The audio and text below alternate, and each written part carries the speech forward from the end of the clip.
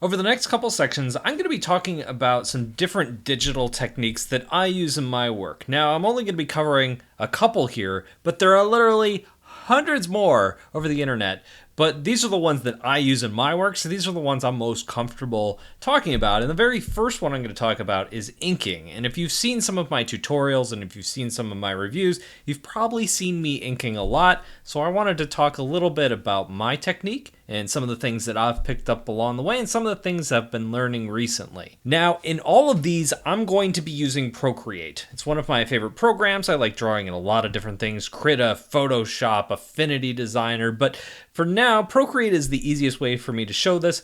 Plus, I got a great deal on some brushes from Design Cuts, and they've hooked me up with a deal. I'll link that down below. Not going to be using those ink brushes so much in this section, more in the next couple tutorials. I'm going to be using my free ink brushes, which you can also download down below in the description. Those two brushes are absolutely free, and let me go to those. I'm going to tap on Brad brushes here. Actually, I'm going to tap on inking instead, and there's two of them. One is called Tec Pen Fat, and one is called Tec Pen Wiggly.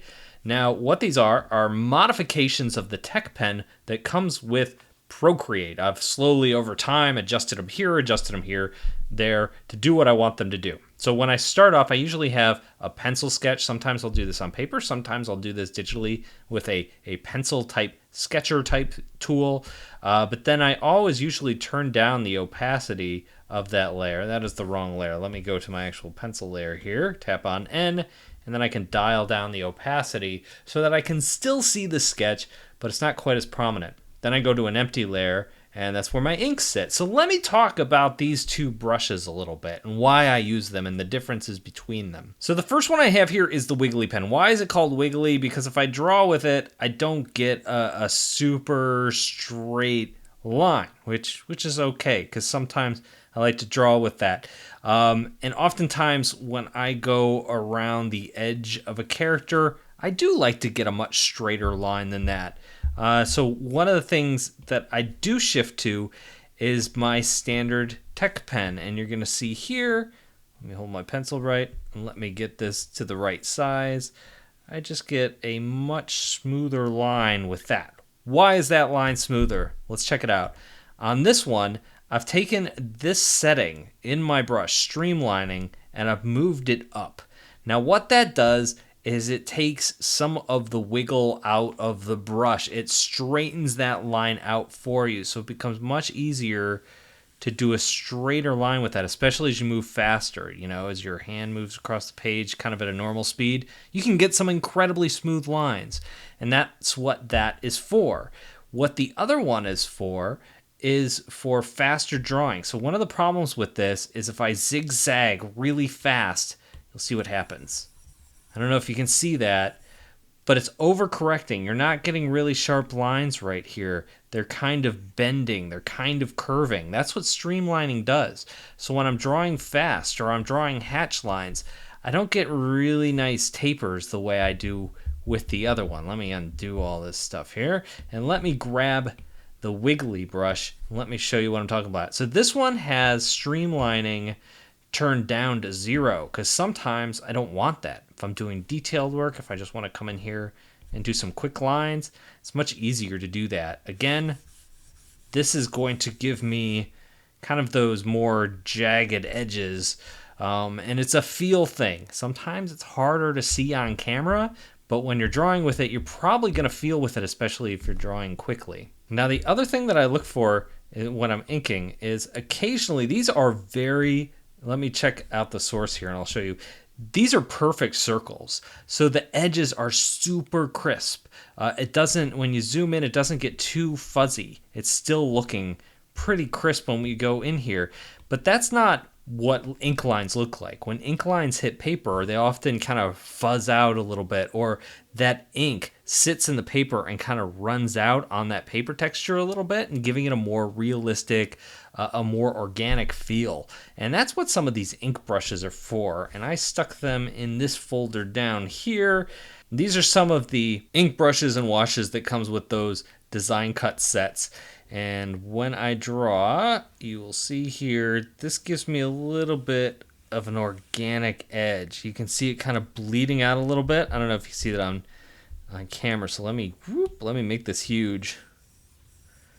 Yeah, when you make it big, you can definitely see it. Obviously, this is not meant to be used this big. It looks way too fuzzy at this size, but that's just kind of blown up to give you the idea of how I use these. So let me go back to my inking brushes here. Whee! There we go. I'm going to start off with my Tec Pen Fat. Come down here, and I want to talk a little bit about some things that I do and I like to do when I'm drawing and inking. First up is outside lines that define the character, I tend to make thicker, and inside lines, like detail lines, I like to do thinner. And one of the nice things about these pens is that the more pressure that I apply, the thicker a line that I get. And I don't like to come in here and constantly adjust and wiggle and play with the size. I like to get my pen set, and I just like to adjust the line weight based solely on how much pressure I'm applying. So oftentimes when I ink these characters, I love to come in here, do the thicker lines on the outside of the character, kind of like his ears, and then I might come in here and apply a little less pressure and get some of those other lines going on in there. Some of my inside lines will do the same thing. I'll start off light here, and as I go outside, I might pick up a little bit of pressure. And on bottom lines, oftentimes I'll add a little bit more pressure there. And that's because I'm thinking about the shadow. If light is coming from the top, then this line is going to be lighter than the other line. So I like to vary my lines quite a bit when I'm drawing, but my general rule of thumb is outlines are thicker, inlines are thinner. And I love to play with variation. Let me get my nose in here really quick, and then I'll show you what I'm talking about. I love to play with variation in lines, and this beard is a perfect example. I might start off thick here, and I'm going to get some of these thick outlines in, but this line runs all the way in. I don't want to stay thick that entire time, so I'm going to apply less pressure as I move in with this line, kind of like this. And it'll just kind of taper out to that nice light line. And maybe some of the inside lines are that same weight. I'll come down here, add a thick line, come in here. These are all thick, but when I get in here, kind of just taper that out a little bit. Thick, add some thick lines here, and then maybe, taper that out a little bit. Taper these lines out a little bit. Get some of those in there. Add a thick line here, get it all the way up there. So that's the idea. And as this character comes together, you're going to see how those thick and thin lines play together a little bit. That's something I use a lot in my cartooning work, and I think it helps define the edges of the characters, especially when you get a lot going on and a lot of detail. It also adds a little bit of personality to the character as well. And sometimes I see it and I'm like, okay, I want to add more thickness to this line. I want to get more edginess going on here, so I'll go back and I'll double up on a line if I want to add extra emphasis to a character or take emphasis off some of the other lines. It's fun to push it and it's fun to try, but varying your line width and starting to become more comfortable with your lines and practicing more with your lines and just trying different things and becoming more comfortable with those lines is really the key to inking. And it's something, quite honestly, I'm still learning and I'm still getting used to in my work.